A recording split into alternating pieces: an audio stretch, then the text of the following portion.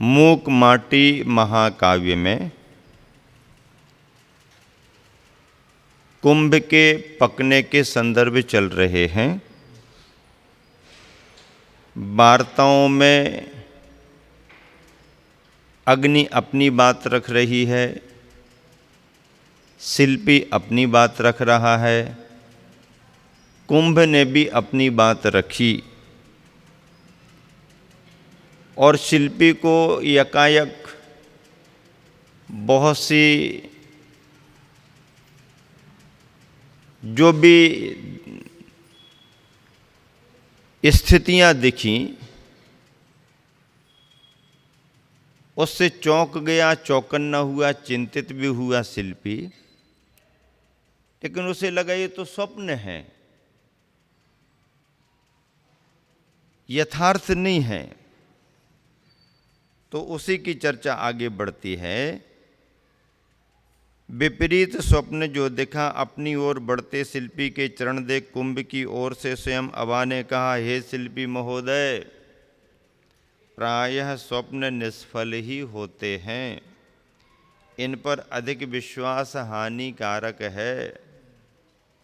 स्वप्न शब्द का अर्थ कितना अच्छा बताया जा रहा। स्व यानी अपना, प यानी पालन संरक्षण, और ना यानी नहीं, जो निजी भाव का रक्षण नहीं कर सकता वह औरों को क्या सहयोग देगा। अतीत से जुड़ा, मीत से मुड़ा, बहु उलझनों में उलझा मन ही स्वप्न माना जाता है। जागृति के सूत्र छूटते हैं स्वप्न दशा में, जागृति के सूत्र छूटते हैं स्वप्न दशा में। आत्म साक्षात्कार संभव नहीं, तब सिद्ध मंत्र भी मृतक बनता है। स्वप्नावस्था में, सुषुप्ति की अवस्था में सिद्ध मंत्र भी शक्ति विहीन रहता है। यूं अबा की आवाज़ सुनता सुनता अब वो शिल्पी अबा के और निकट आ गया, पर कहाँ सुनी जा रही कुंभ की चीख, कहाँ मांगी जा रही कुंभ से भीख। ना ही कुंभ की यातना, ना ही कुंभ की याचना, मात्र वह वहाँ तब कहाँ है प्यास से पीड़ित प्राण। वह शोक कहाँ, वह रुदन कहाँ, वह रोग कहाँ, वह बदन कहाँ, और वह आग का सदन कहाँ, जो इन कानों ने, आँखों ने और हाथों ने सुने देखे छुए थे स्वप्न में। अक्षरशः स्वप्न असत्य निकला, स्वप्न का घातक फल टला। शिल्पी ने जो देखा, धुआं उठ रहा है, गोलियां धुएं की बनती जा रही हैं और कुंभ का दम घुटता जा रहा है, ऐसा वैसा ये शिल्पी ने देखा था। निद्रा टूटी, चिंतित हुआ, आगे बढ़ा, ऐसी तो कोई स्थिति दिख नहीं रही, तो उसे लगा कि ये क्या है। फिर अबा के पास पहुंचने पर स्पष्ट हो गया ये तो स्वप्न था, और जो स्वप्न में देखा उसका घातक फल टल गया। कुंभ की कुशलता सो अपनी कुशलता, यूं कहता हुआ कुंभकार 16 स्वागत करता है अबा का। कुंभ की कुशलता सो अपनी कुशलता। क्यों? क्योंकि एक तो उसका उद्देश्य कुंभ को तैयार करने का था और फिर आजीविका का साधन भी था। उसकी मेहनत सार्थक सफल तभी होगी जब कुंभ अच्छे से पक जाए, अबा अच्छे से लग जाए। बीच में बाधा व्यवधान आ जाए तो कुंभ सही तैयार होगा नहीं, तो कुंभ की यात्रा भी अधूरी मानी जाएगी और कुंभकार की आजीविका में भी व्यवधान आएगा। माल बिकेगा नहीं, पैसा कहाँ से आएंगे, अर्थ भी नहीं मिलेगा कुंभकार को और परमार्थ का प्रयोजन भी उसका पूरा नहीं होगा। तो कुंभ की कुशलता सो अपनी कुशलता, यूं कहता हुआ कुंभकार सोलह स्वागत करता है अवा का, और रेतिल राख की राशि को जो अबा की छाती पर थी हाथों में फावड़ा ले हटाता है, फावड़ा ले हटाता है। ज्यों ज्यों राख हटती जाती त्यों त्यों कुंभकार का कुतूहल बढ़ता जाता कि कब दिखे वह कुशल कुंभ, कब दिखे वह कुशल कुंभ। लो अब दिखा, राख का रंग कुंभ का अंग, राख का अंग, राख का रंग कुंभ का अंग, दोनों एक दोनों संग। सही पहचान नहीं पाती आंखें ये, अनल से जल जल कर काली रात सी कुंभ की काया बनी है। अग्नि से जल जल कर काली रात सी कुंभ की काया बनी है। प्रकृष्ट कष्ट का अनुभव हुआ, उत्कृष्ट अनिष्ट का जाना हुआ, जाना हुआ उत्कृष्ट अनिष्ट का, नए संपादन में जाना। प्रकृष्ट कष्ट का अनुभव हुआ, प्रकृष्ट कष्ट का अनुभव हुआ तपने में, और उत्कृष्ट अनिष्ट का जाना हुआ, यानी उत्कृष्ट जो अनिष्ट दोष वगैरह थे कुंभ के वो चले गए। काल के गाल में जाकर भी बाल बाल बचकर आया कुंभ, काल के गाल में जाकर भी बाल बाल बचकर आया कुंभ। कुंभ की काया को देखने से, कुंभ की काया को देखने से दुख पीड़ा का, रौरव का, परीक्षा फल को देखने से सुख क्रीड़ा का, गौरव का, और धारावाहिक तत्व को देखने से ना विस्मय का ना इसमय का कुंभकार ने अनुभव किया। कुंभकार ने क्या अनुभव किया? कुंभ की काया को देखने से दुख पीड़ा का, रौरव दुख दुख का अनुभव किया। कितनी अग्नि की तपन सही है कुंभ ने, ये सब ख्याल में आया। तो कुंभ की काया को देखने से दुख पीड़ा का अनुभव हुआ, परीक्षा फल को देखने से सुख क्रीड़ा का, मतलब कुंभ पक गया है, आवाज आने लगी है। जरा अंगुलियों से यूं करके देखो, ऐसा करके देखो तो खनखनाती है आवाज। मिट्टी के घड़े में जब तक कच्चा रहता है तब तक नहीं, धूप में भी सूख जाए तो भी खन खन की आवाज नहीं आती। लेकिन जब अग्नि में घड़ा पक जाता है, फिर खरीदने वाले जब बाजार में जाते और उठाते हैं और हाँ स्वर संगीत निकलने लगता है उसमें से, खन खन की आवाज आती। परीक्षा फल को देखने से सुख क्रीड़ा का, गौरव का, और धारावाहिक तत्व को देखने से, धारावाहिक तत्व को देखने से ना विस्मय का ना इसमय का कुंभकार ने अनुभव किया। धारावाहिक तत्व क्या? घड़ा पहले भी था, घड़ा अभी भी है। पहले मिट्टी कच्ची थी, जलांश था, बहुत से उसमें दोष भी थे, वह अवस्था भी देखी। कुंभ जब बनकर के तैयार हो गया, सूख गया, आबे में तपाया गया, तो सूखा हुआ घड़ा भी जितनी सघनता और जितनी मजबूती को लिए हुए नहीं रहता है, तपा हुआ घड़ा कुंभ उतनी सघनता और उतनी मजबूती को लेकर के होता है। कितना भी सुखा दो मिट्टी के घड़े को धूप में, पर यदि उसमें आप पानी भरेंगे तो मिट्टी गल जाएगी और गल करके बह जाएगी। कच्ची मिट्टी के घड़े में पानी को रोकने की क्षमता नहीं,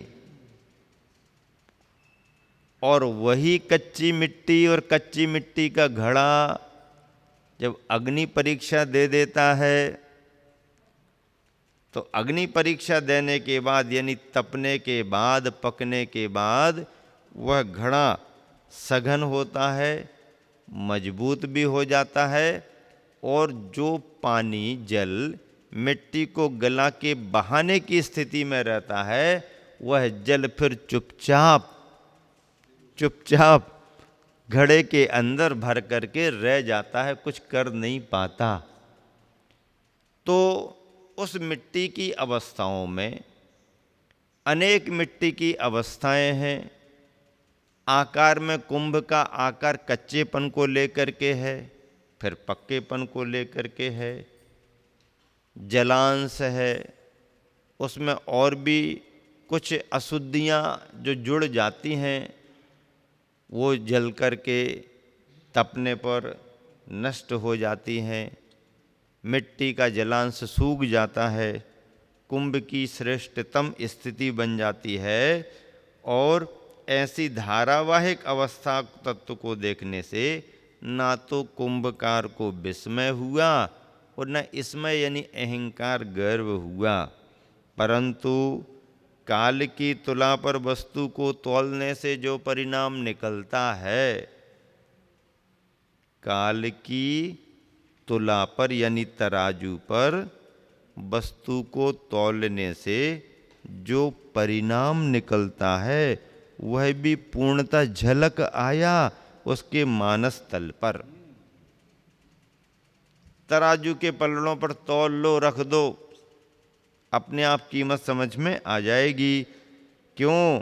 क्योंकि पावन व्यक्तित्व का भविष्य वह पावन ही रहेगा। पावन व्यक्तित्व का भविष्य वह पावन ही रहेगा, परंतु पावन का अतीत यानी इतिहास वह इतिहास ही रहेगा, अपावन अपावन अपावन। पावन व्यक्तित्व का भविष्य वह पावन ही रहेगा। पावन व्यक्तित्व का मतलब क्या? जो मोक्ष मार्गी बन गया, अब उसका भविष्य कैसा रहेगा? पावन ही रहेगा। भले ही उसने पहला कदम रखा है, भले ही उसने अभी चलना ही शुरू किया है, भले ही अभी उसकी स्पीड बहुत नहीं बनी है, लेकिन चलना शुरू कर दिया तो मंजिल मिलेगी ही मिलेगी। मंजिल कितनी दूर है इससे कोई बात नहीं, ना इसकी चिंता। कितनी भी दूर मंजिल हो, चलना तो शुरू कर दिया। अब चलना शुरू ना किया हो और मंजिल पास भी हो और केवल चर्चा करते करते बैठे रहें, तो चर्चा करने से कोई मंजिल को प्राप्त नहीं होता। चर्चा खूब कर लो, मंजिल की कर लो, मार्ग की कर लो, मार्गी की कर लो। चर्चा खूब कर लो, लेकिन चर्चा करने करने में जिंदगी नहीं बितानी। आखिरी आखिरी में ही सही, चलना तो शुरू कर ही दो। और आज पहला कदम रख लिया तो कभी ना कभी मंजिल मिलेगी ही मिलेगी। मंजिल उन्हीं को मिलती है जिन्होंने चलना शुरू कर दिया। 1000 कदम की चर्चा कोई घर में बैठे बैठे करे, वो अच्छा नहीं माना जाता है। भले एक कदम ही चले, पर चलना शुरू तो कर दे। जो जिसने चलना शुरू कर दिया वो अच्छा माना जाता है। इस तरह से सूत्र निष्कर्ष क्या निकला इस काव्य कविता का? पावन व्यक्तित्व का भविष्य वह पावन ही रहेगा। महावीर भगवान को भगवान बनने के पहले सिंह की पर्याय में चारण रिद्धिधारी मुनि महाराज जी की कृपा जब मिल गई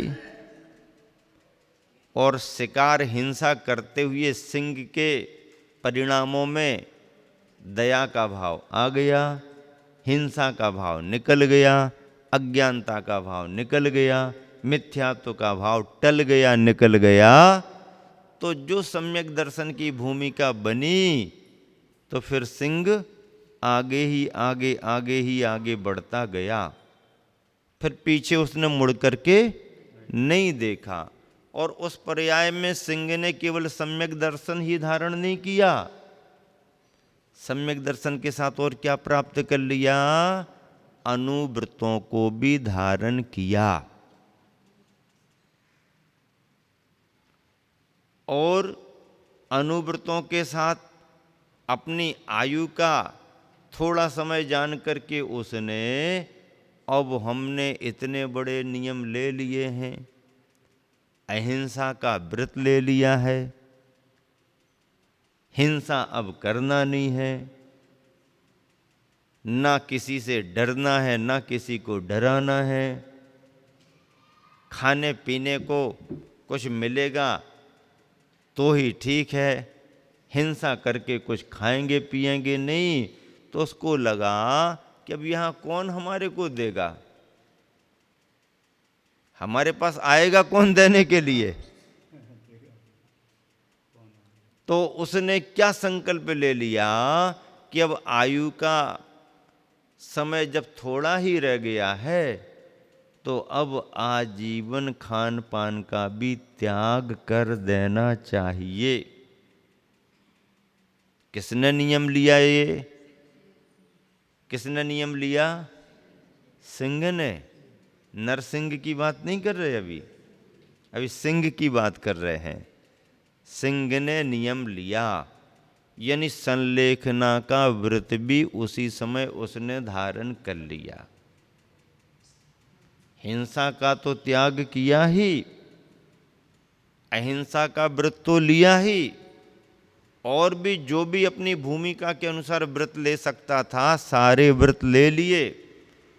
और व्रतों में श्रेष्ठतम सबसे बड़ा व्रत उसने संलेखना का व्रत ले लिया। और जब उसकी समाधि संपन्न हुई तो स्वर्ग चला गया। फिर तो पावनता पावनता पावनता बढ़ती ही गई। आत्मशुद्धि का रास्ता उसका निरंतर बढ़ता गया। पावन व्यक्तित्व का भविष्य पावन ही रहेगा। और कहानी बढ़ते बढ़ते बढ़ते बढ़ते फिर सिंह से महावीर तक की कहानी बन गई। बनराज से तीर्थंकर मुनिराज तक की कहानी बन गई। भील से भगवान बनने की कहानी मानी जाती है, पर भील से भगवान बनने में तो बहुत पर्याय हैं।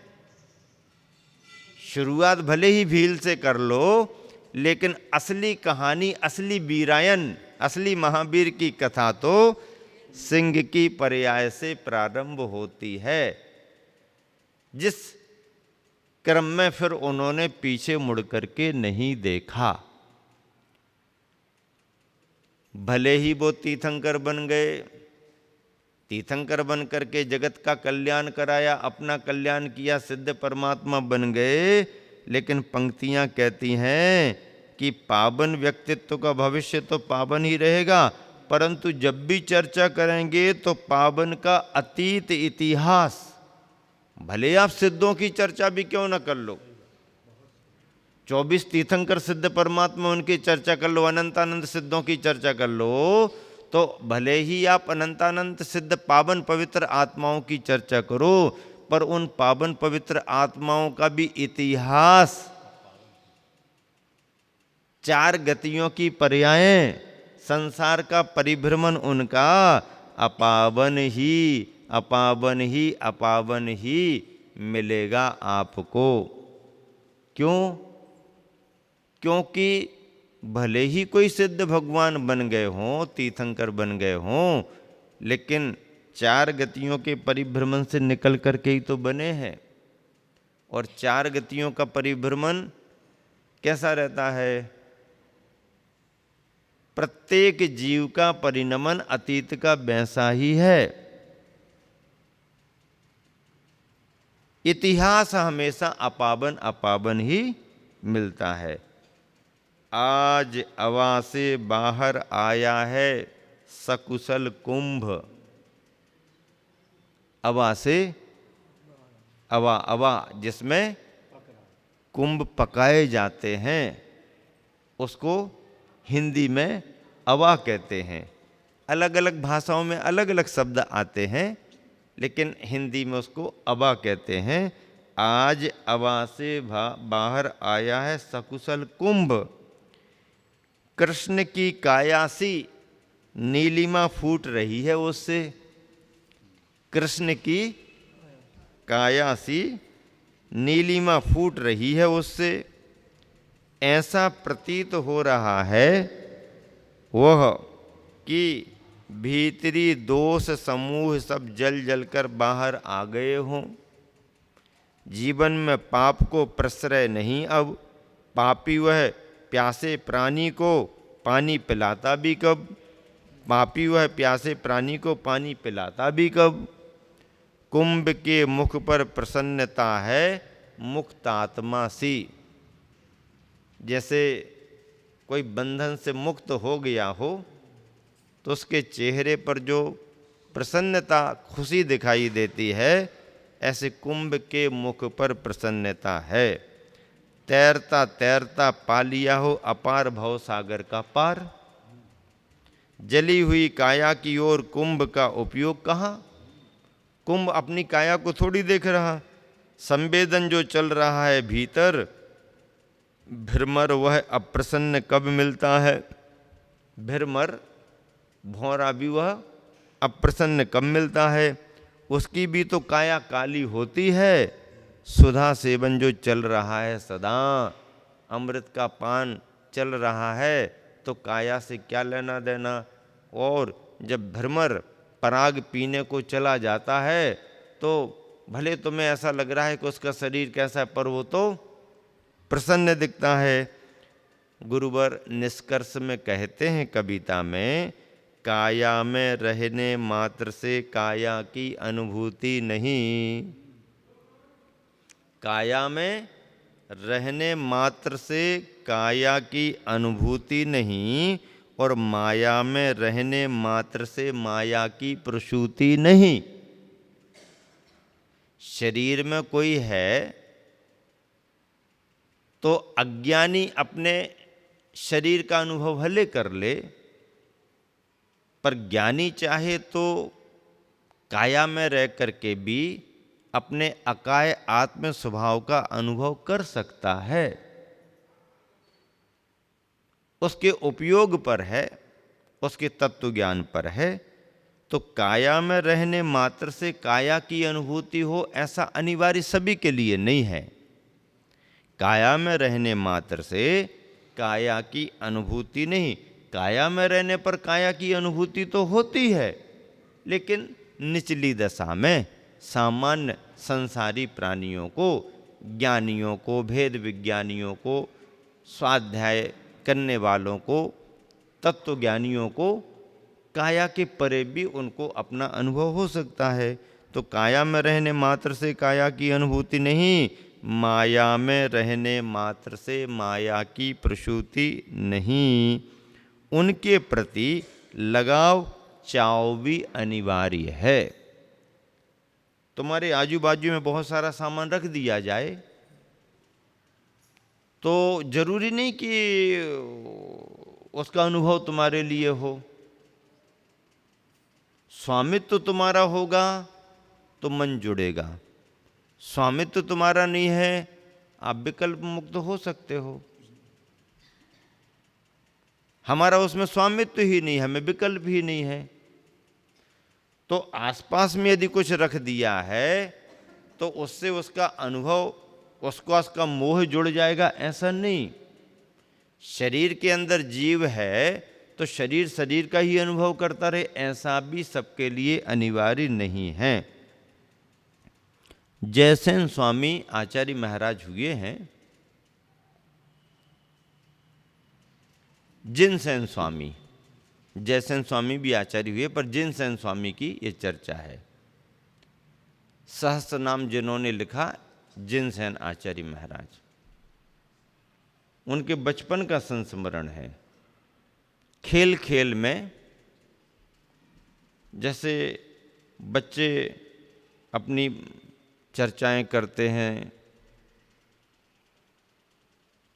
शर्तें लगाते हैं, तो छीने के खेल में उन्होंने कहा कि आप सब में से जो मुझे छू लेगा मैं उसको, समझ लीजिए, कुछ खिलाऊंगा पिलाऊंगा, कुछ प्रदान करूंगा। ये तो सहज बात है कि छू लेंगे तो खिलाएंगे। अब प्रयास किया, थोड़े यहाँ वहाँ हुए, लेकिन किसी मित्र ने जाकर के हाथ पकड़ लिया और कहा देखो हमने छू लिया ना, अब मुझे खिलाओ। तो हंस करके वो क्या उत्तर देते, नहीं तुमने मुझे नहीं छुआ, देखो ना ये तुम्हारा हाथ पकड़ लिया ना, नहीं तुमने मुझे नहीं छुआ, तुमने तो हमारा हाथ पकड़ा है। किसी ने पैर पकड़ लिया, तुमने मुझे नहीं छुआ, ये तो मुझे मिले हुए शरीर का पैर पकड़ा है। अब यहाँ वहाँ कहीं भी किसी ने छुआ तो भी छूने की बात उन्होंने स्वीकार नहीं की। नहीं, ये तो तुमने ऊपर ऊपर से, तुम हमारे को छुओ तो बताओ। अब आत्म तत्व है तो उसको कौन छुएगा? अब जब छू नहीं सकते तो खिलाने पिलाने की बात खत्म। जिनको ये अवधारणा है, तत्व के विचार में जिनको ये अनुभव है कि शरीर अलग है और शरीर के अंदर रहने वाला आत्म तत्व अलग है, तो फिर वह शरीर में रहते हुए भी उनको नहीं। आचार्य मानतुंग स्वामी से किसी ने पूछा कि आपको बंधन में डाला गया, बेड़ियों से सांकलों से जकड़ दिया गया, तो बोले नहीं कुछ नहीं, मुझे कहाँ, नहीं नहीं कहानी तो ऐसे ही कहती है, नहीं मुझे कोई बंधन में नहीं डाल सकता, नहीं ऐसा ऐसा हुआ, बंधन में मुझे नहीं मेरे शरीर को डाला गया। अब मुझे नहीं मेरे शरीर को तो बड़ी बात हो गई। अरे तुम शरीर के ऊपर के बंधनों की बात कर रहे हो, मैं तो शरीर को ही बंधन मान के चल रहा हूं। आत्मा के लिए तो पहले से ही शरीर कारागृह के समान है, जीव शरीर के जेल खाने में बंद है। अब शरीर ही जेल खाने में बंद है तो फिर तिहाड़ जेल की बात कहां जम रही? शरीर ही जेल खाना बना हुआ है, तो फिर इसको और दूसरे जेल खाने की और दूसरे प्रबंध की और दूसरी जगह की तुलना तो करो, लेकिन ज्ञानी विज्ञानी तो बाहर की बात क्या, अपने शरीर को ही बंधन के रूप में स्वीकार कर लेते हैं। शरीर ही तो बड़ा कारागृह है, जेल खाना है। और शरीर तो शरीर को भी वो छोड़ देते हैं, शरीर का बंधन क्या? अरे शरीर का बंधन होता तो एक ही शरीर में जीव बंधा रहता, फिर बार बार शरीर क्यों बदल रहा? तो असली बंधन तो अपने कर्मों का है। 8 कर्म लगे हुए हैं, उनका बंधन है।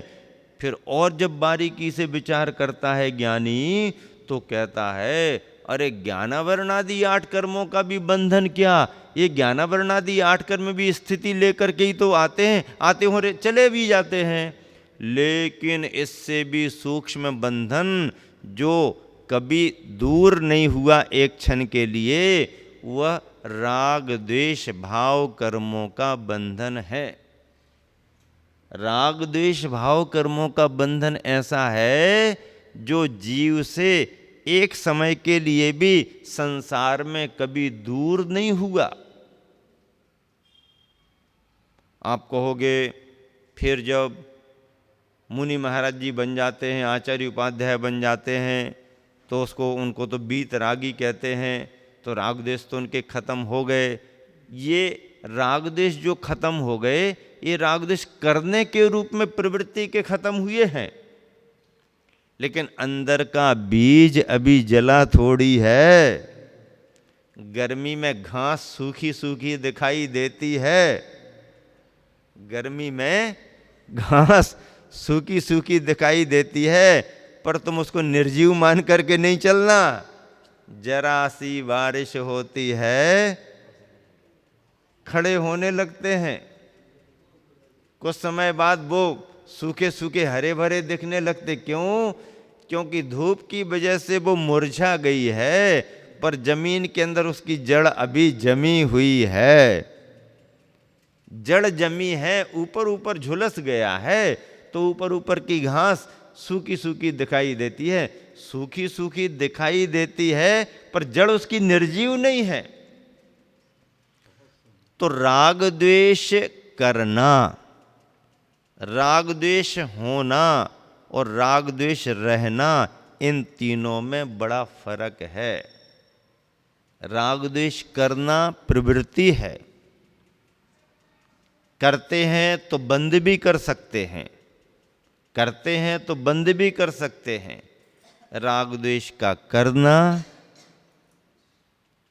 और राग द्वेष का होना, करने की प्रवृत्ति बंद भी कर दे कोई, तो अंदर से कर्मों के उदय में राग द्वेष का परिणाम तुम ना भी चाहो तो भी होगा, क्योंकि कर्म का उदय अपना फल दिखाता ही है।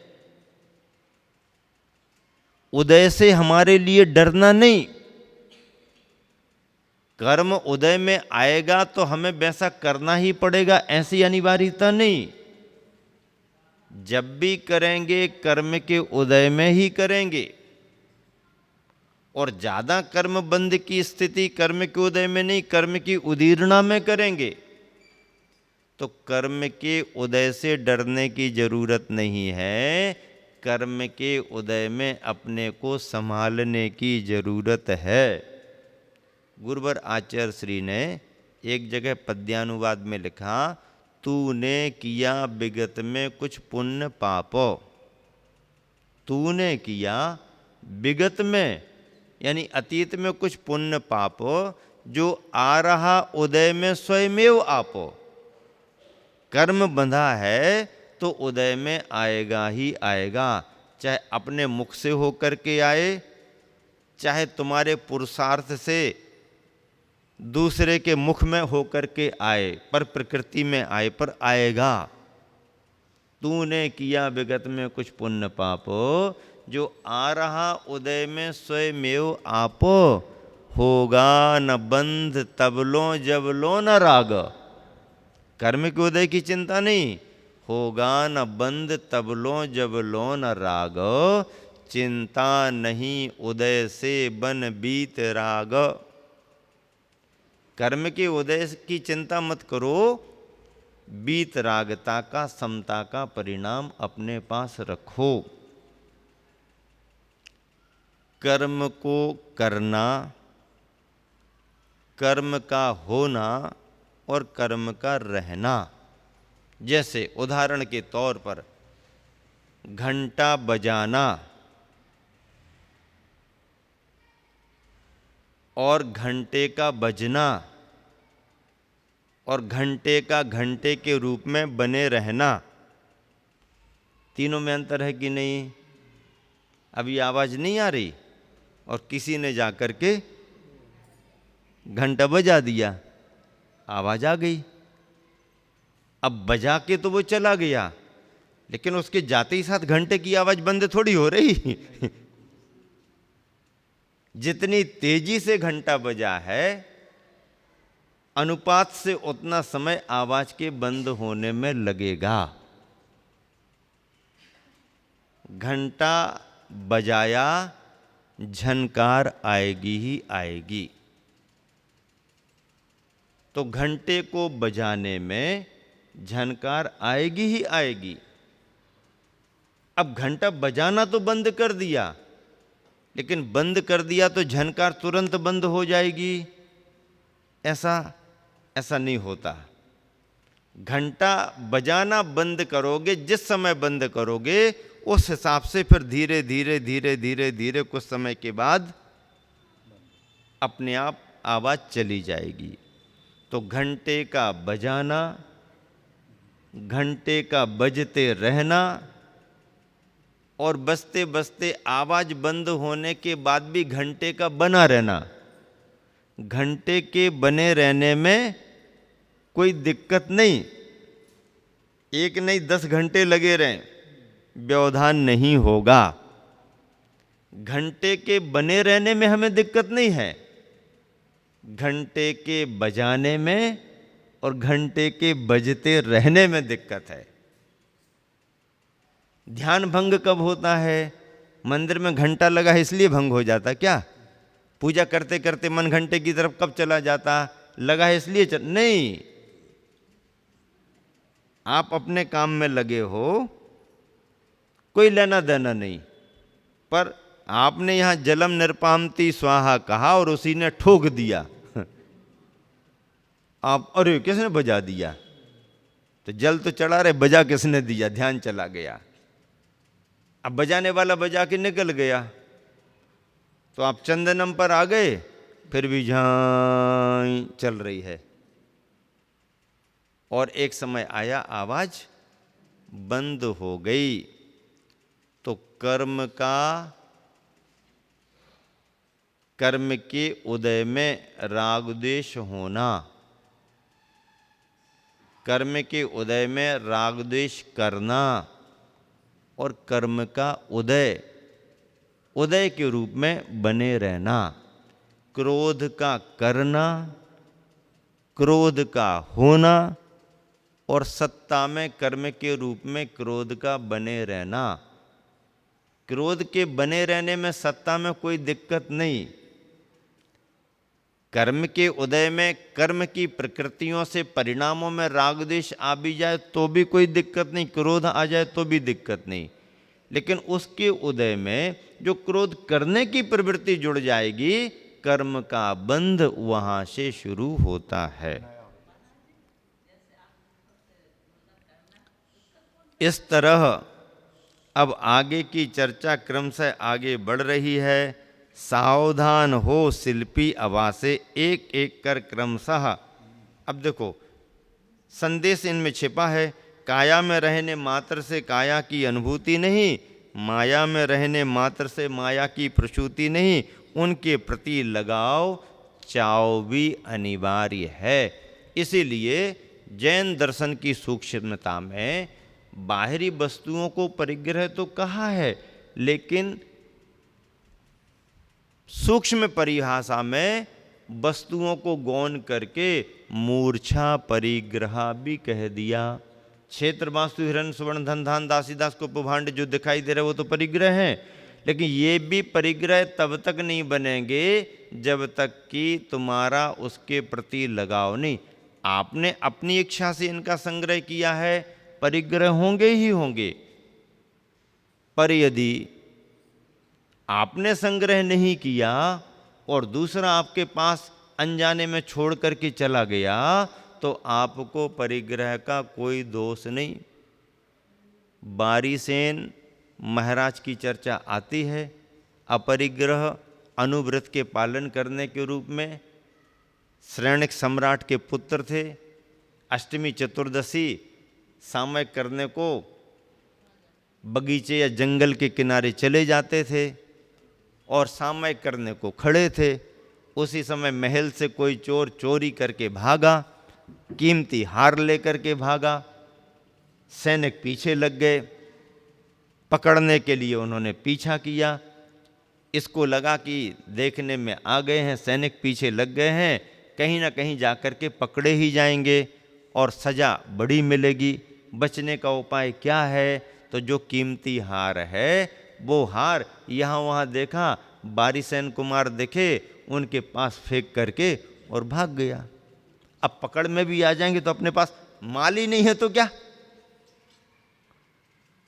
वो पकड़ में आ गया, देखा दाखा कुछ नहीं मिला। तुमने चोरी नहीं की, देख लो ना आप।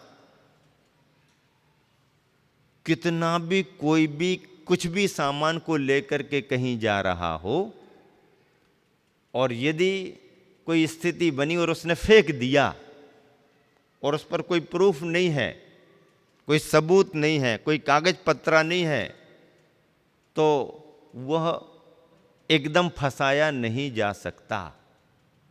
पर निर्ममत्व भाव से यदि उसने फेंक दिया और कह दिया हमारा नहीं है, हमारा नहीं है कह दिया, प्रूफ नहीं, कुछ उसका कनेक्शन होगा, साइन सील सिक्का होगा, तो फेंकने के बाद भी पकड़ में आएगा।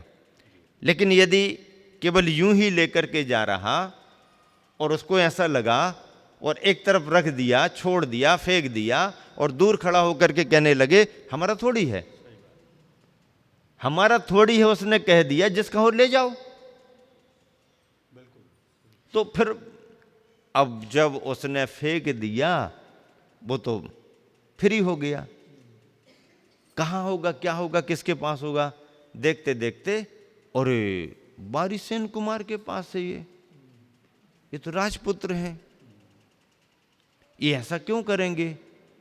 लेकिन फिर किसी ने कहा कि नहीं, इन्होंने ही किया है, इनके पास है। अपन को आता देख करके ये एक तरफ रख करके खड़े हो गए हैं। अब इनके पास बरामद है तो राजा साहब को सूचना दी जाना चाहिए कि हम तो कुछ और सोच करके पकड़ने के लिए भागे थे, ये तो राजकुमार के पास निकला। अब क्या करें? सामयिक से उठे,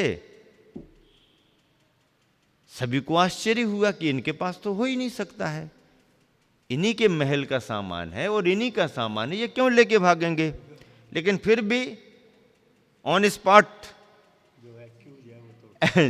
जो दिखाई दे रहा है सबूत तो वही माना जाएगा। हाँ? तो फिर चलो, आपने चुराया है क्या? तो बारीसेन कुमार इनकार कर सकते थे, लेकिन उन्होंने इनकार भी नहीं किया। आपने चोरी की क्या?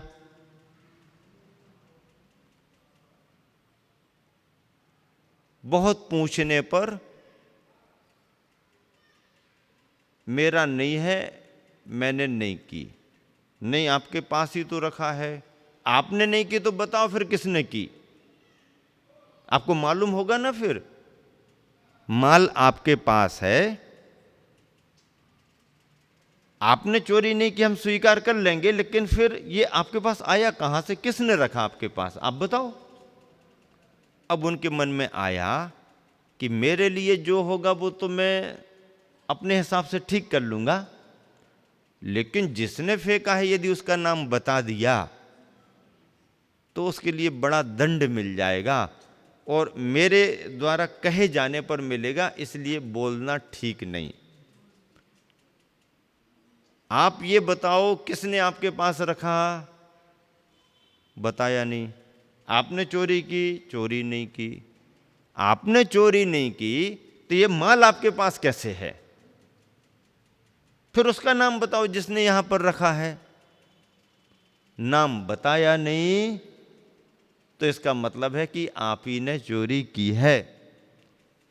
राज दरबार में यही तर्क वितर्क हुआ। सैनिक ने कहा कि तुमने चोरी नहीं की तो बताओ किसने चोरी की, किसने तुम्हारे पास रखा। उन्हें मालूम था कि अपने द्वारा बोले जाने पर यदि किसी को प्राण दंड मिल गया तो यह हिंसा का कारण बनेगा, इसलिए मौन रहना ही ठीक। यदि तुम नहीं बताते हो तो सजा तुम्हारे को मिलेगी। ठीक है, हमारे भाग्य में हो तो दे दो। अब किसी को विश्वास नहीं कि राजकुमार ने चोरी की होगी, लेकिन माल बरामद इनके पास है तो सजा तो मिलेगी। और उन्होंने कुछ बताया नहीं। राजा ने न्याय के तौर पर राजकुमार को दोषी पाया, अपने ही बेटे को सजा दी, लेकिन उसका पुण्य भी तो काम करता था, सभी को मालूम था। तो उस सजा में भी उसकी रक्षा कैसे हो गई? देवों ने उसकी रक्षा की। कहानी अपरिग्रह अनुव्रत के रूप में बारिसेन के नाम पर आती है। तो इस तरह से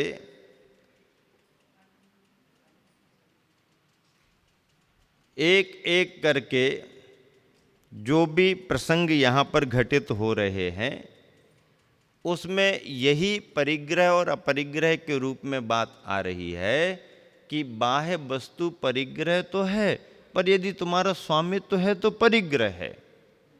और तुम्हारे स्वामित्व के बिना कोई डाल करके छोड़ करके चला गया और तुम्हारा उसमें नहीं, तो वो उपसर्ग की स्थिति का हो जाएगा, तुम्हारा अपना नहीं है। सावधान हो शिल्पी, अबा से एक एक कर क्रमशः कर पर ले, फिर धरती पर रखता जा रहा कुंभों को। अबा में से निकाल करके एक एक कुंभ को हाथ में ले रहा, फिर जमीन पर रखता जा रहा है। धरती की थी है, रहेगी माटी यह। ये जो माटी है ये धरती की थी है और रहेगी, किंतु पहले धरती की गोद में थी। माटी पहले जो थी वह धरती की गोद में थी, आज धरती की छाती पर है। जब खोदी जा रही थी तो धरती की गोद में थी माटी, और जब घड़ा बनकर के तैयार हो गया तो धरती के ऊपर रखा जा रहा है, कुंभ के परिवेश में। बहिरंग हो या अंतरंग, कुंभ के अंग अंग से संगीत की तरंग निकल रही है, और भूमंडल नवमंडल ये उस गीत में तैर रहे हैं।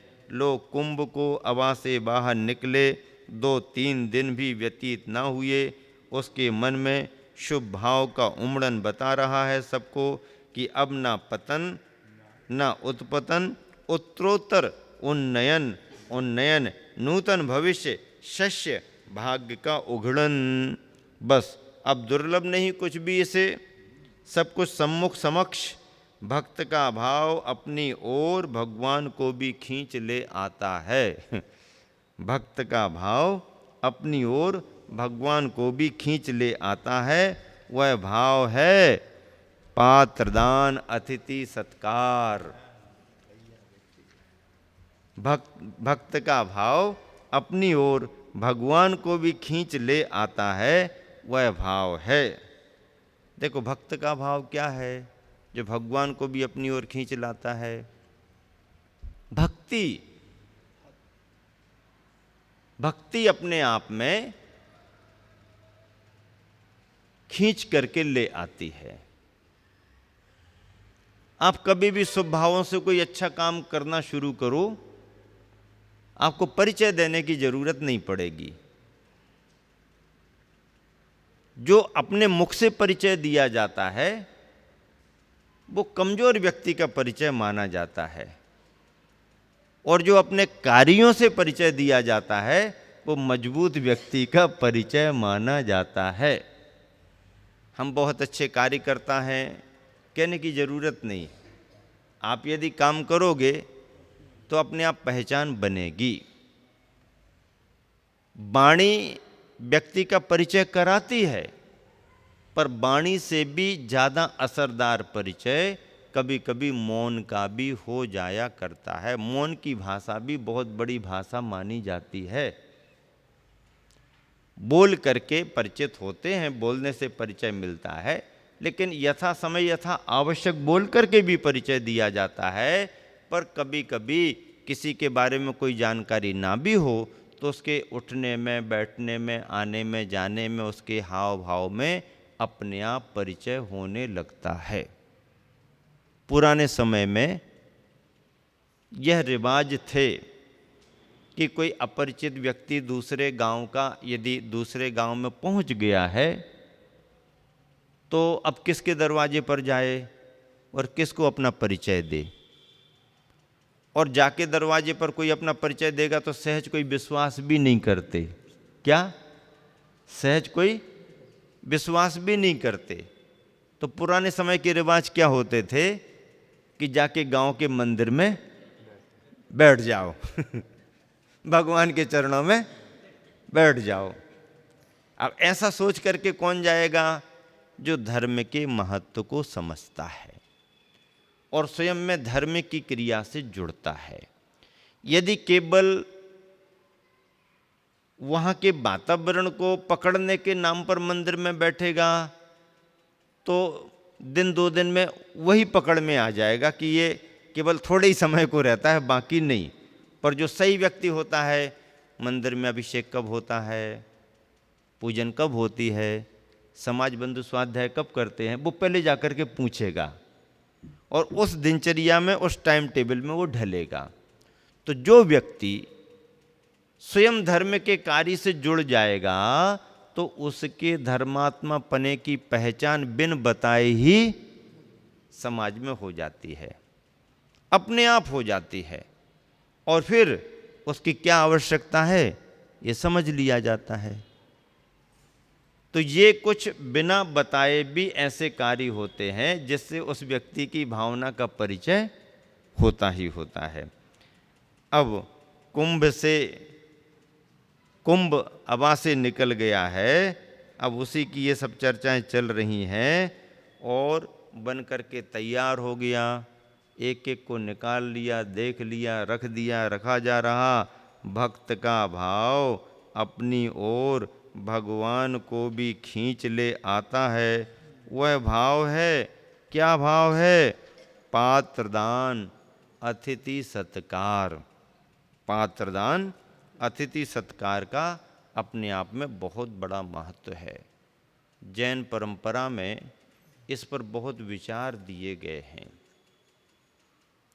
एक बहुत प्राचीन पुरातन परंपरा इस संदर्भ में जुड़ी हुई है। इसकी चर्चा विशेष रूप से कल की जाएगी। आज के संदर्भ में केवल इतना ही कि जो सुषुप्तावस्था में कुंभकार ने अपने मानस की तरंगों में स्वप्न देख लिया था, निद्रा टूटते ही, चेतना जागृत होते ही उसे एक ख्याल में आ गया कि ये जो अनिष्टकारक अशुभ जो देखा है वह केवल स्वप्न था और स्वप्न सही नहीं होते हैं। लेकिन वास्तविक अवस्था जब जाकर के देखी तो सब ठीक ठाक, अबा पक कर के तैयार हुआ। कुंभ निकल कर के बाहर आया। कुंभ ने अग्नि की परीक्षा ली और अग्नि ने कुंभ की परीक्षा ली। चौथे खंड का शीर्षक ही इसलिए गुरुवर ने रखा, अग्नि की परीक्षा चांदी सी राख। अग्नि तो सबकी परीक्षा लेती है, अग्नि सबकी परीक्षा लेती है, लेकिन अग्नि की परीक्षा भी ली जाती है। सही अग्नि जो होती है वह जल जल करके लकड़ियों को कोयला बना करके राख कर देती है। और जो अग्नि लकड़ियों को जला करके कोयला बना करके सफ़ेद सफ़ेद राख बना दे, राख यानी चांदी जैसी सफ़ेद सफ़ेद राख बन जाए, तो समझो अग्नि श्रेष्ठतम अवस्था वाली थी। ऐसे चौथे खंड में जो चर्चा आई है, अग्नि की परीक्षा चांदी सी राख, इस विषय को अब और कुंभकार के पकने पर, तैयार होने पर क्या क्या स्थितियां बनती हैं, उसका उपयोग किस रूप में मंगलकारी महत्वपूर्ण होता है, इसकी चर्चा कल करेंगे। महावीर भगवान